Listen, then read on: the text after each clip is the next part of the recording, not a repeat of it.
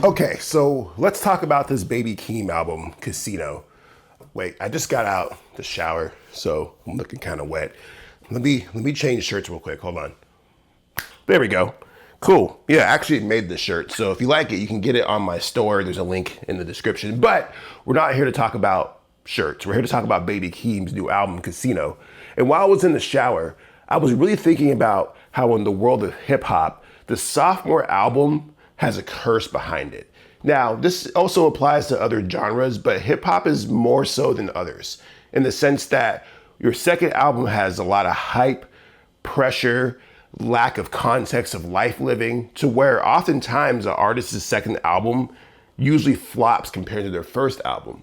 And so when it came to Baby Keem's album, Casino, I really kind of went into this album with the idea that like, I'm not expecting much. I think that 5 years is enough time to build good content, but Baby Keem set a really high bar with his album, The Melodic Blue, to where I honestly didn't expect him to achieve that height of success again. And so when I went into this album, I was actually pleasantly surprised because of the fact that Baby Keem actually does a good job of showing growth and introspection and adding more to his story than he did on his first album. I actually learned a lot about Baby Keem on this album. And to me, that's one of the most beautiful things about music is the ability to learn about people, learn perspectives and learn things that you wouldn't get from anywhere else. You could only get from that artist. With that said, The Melodic Blue was a much greater and larger creative risk. More interesting production, more interesting song composition. There's a lot more singing on that album. And so when I went into Casino, I was expecting like a lot more of The Melodic Blue. But when it came to this album, he almost kind of dialed back the creativity and opened it up to more introspection and lyricism, which I appreciate in a lot of ways. But at the same time, it almost comes off as a little bit disappointing at the same time because I want to be able to be familiar with this artist and as he goes on his journey.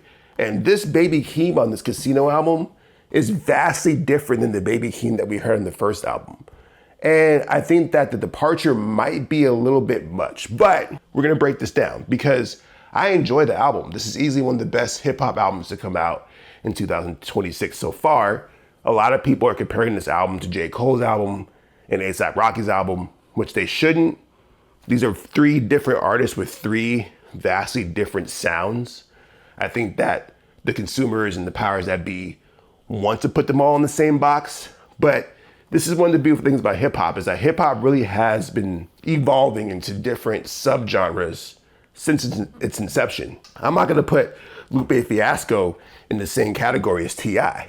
I'm not gonna put Eminem in the same category as A$AP Rocky. These are all different sounds and different styles of hip hop. And so when it comes to Baby Keem, first of all, has a lot to deal with being under the umbrella of Kendrick Lamar, who is probably the best and most popular rapper out right now besides Drake.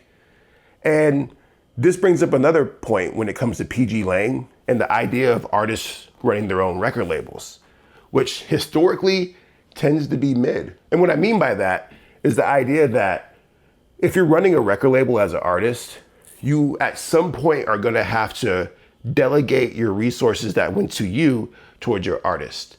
And so when it came to Baby Keem, I think a lot of reason why we saw this 5-year gap in between his two albums is because Kendrick was beefing with Drake. It was because Kendrick did put out an album. And if Kendrick is the leader of PJ Lang and he's the one that's running the show, where is the time to put resources into Baby Keem? Which is why this album took 5 years to come out. But with that in mind, this actually works to Baby Keem's advantage in the sense that his rapping and his storytelling on this album is the best that he's ever done. As I said at the beginning of this, I learned a lot about Baby Keem. I learned about his mother, I learned about his past, I learned about his relationships. There's a lot of exposure on this album that's greatly appreciated. And his rapping, he steps it up to a notch to where I don't even recognize this Baby Keem. On his first album, he had his signature voice. I don't even know how to really do it, but he had a lot more like nasally kind of whiny voice, which fell in line to his age because Baby Keem was 19 years old when he dropped his first album. He's 24, 25 now. Y'all will fact check me, I'm sure. But on this album, vocally and sonically, he sounds like a grown man.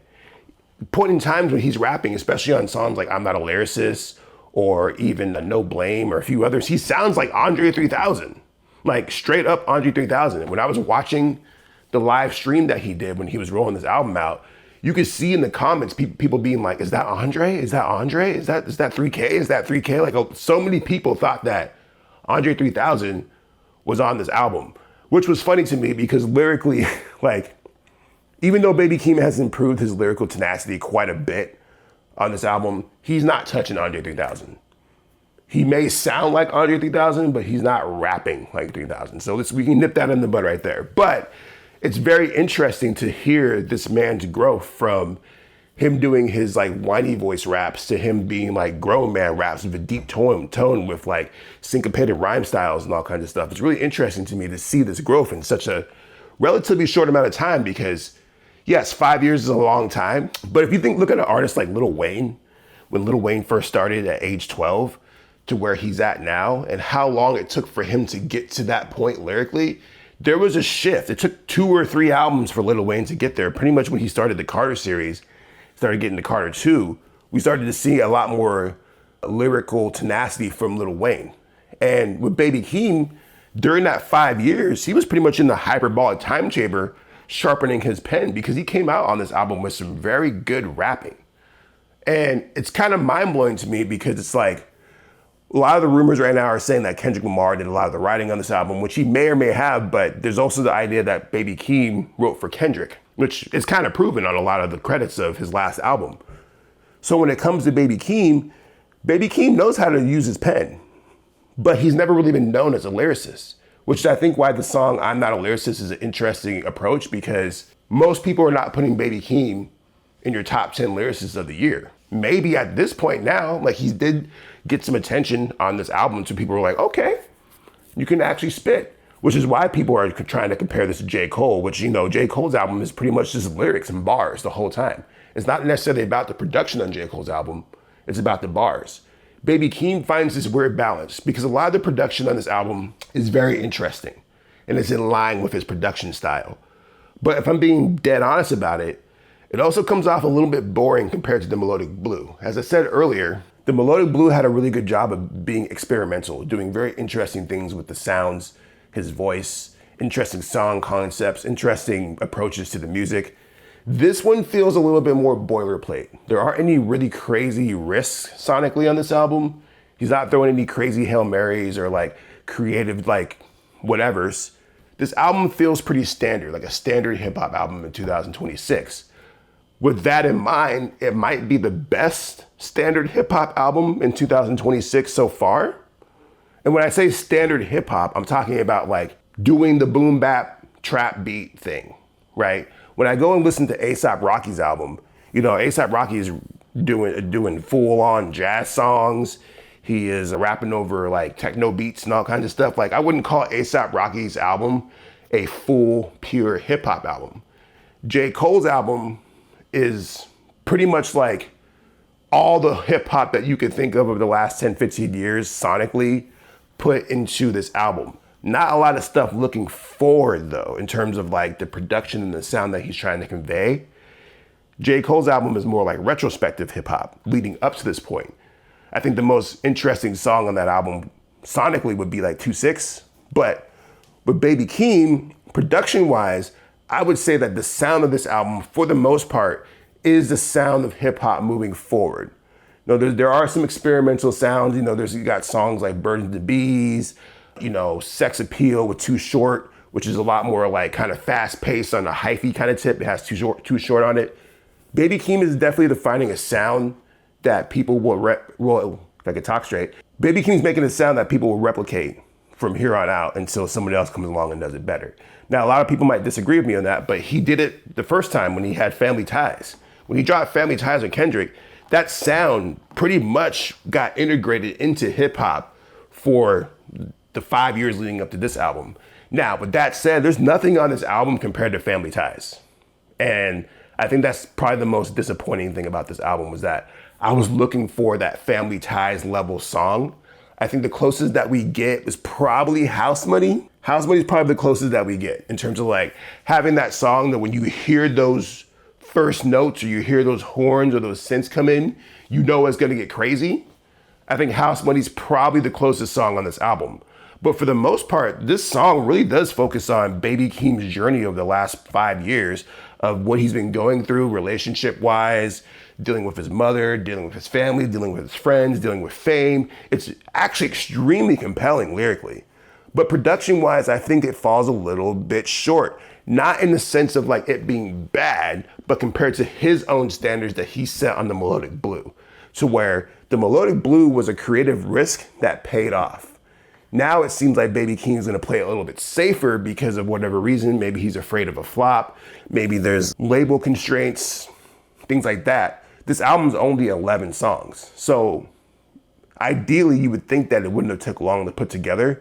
But then when you listen to a song like Highway 95 or Dramatic Girl, it's like there's a lot of thought put into this album for sure. The concept and the rollout has been interesting, although there's still a few things I'm confused about. And maybe you guys watching this can help me. Like, he has this mime that's been in his video for Birds and the Bees. He was also featured at the rollout for Casino. And while I understand the everything else about Casino, because he explains that the reason why it's called Casino is because when he was dealing with stuff like loss of people or, you know, loss of his girlfriend or his mom or et cetera, so forth, he went to the casino to gamble, to like get it all out, hitting the slot machines, et cetera, so forth. So that was actually a pretty cool concept. But this mime, I don't understand how the mime fits in to all this. And maybe, like I said, maybe if you're a Baby Keem fan, you can tap in and let me know, but I don't understand the mime thing. But besides the mime thing, I think that the concept of this album is pretty strong. And it will be interesting to see how long it holds people's attention. Because to be honest, like, even though the album is good, I haven't revisited it since it came out, and it just came out last week. I listened to it like 3 or 4 times, and then I listened to it one more time yesterday to prepare for this review. But like, there's nothing on this album that pulls me in and keeps me compelled the same way that his tracks on the Melodic Blue did. And so it's a little disappointing in that sense. But when you compare it to what hip hop is producing right now, like what artists are doing what and who's like on top of the game, et cetera, and so forth, I really would say that Baby Keem is on top right now. Is his album better than J. Cole's? No. Is it better than A$AP Rocky's? No. I think all 3 of these albums are very good in their own ways, and they do what they need to do to attract the people who are attracted to those types of songs. None of these people are running it right now in terms of like running the game. I would still give that title to Drake or Kendrick. But there's a lot of potential with Baby Keem, and what I really would want from him is just more content. Like, I don't want to wait another 5 years for another album from Baby Keem. And because Baby Keem is not in the position of an A$AP Rocky or a J. Cole, I expect another album like next year because he has just so much more work to put in. Yes, this dude did win a Grammy off of Family Ties, off his debut album, and got Grammy nominated for his debut album, which is an incredible feat. But that's the bar that you set. That's the setting of the bar. Will this album get Grammy nominated? We will see. I think if we drop the nominees like today, like right now, yes, I think it would. I think it would be A$AP Rocky, J. Cole, and Baby Keem would be the 3 albums that would probably definitely get Best Hip Hop Album nomination as of right now. But with that in mind, there's still plenty of year left. There's plenty of year left, but I'm very curious to see what Baby Keem does with it. Is he gonna drop his album and disappear for another 5 years, couple years, whatever? Or is this a renewal of him being out in the streets doing more and more content? It's gonna be interesting, but I would love to know what you guys think about Baby Keem's Casino. What was your favorite song on the album? What did you like about the album? What didn't you like about the album? Let me know, tap in. And make sure you like, subscribe, and share or whatever the hell we're doing on YouTube so I can keep doing these videos.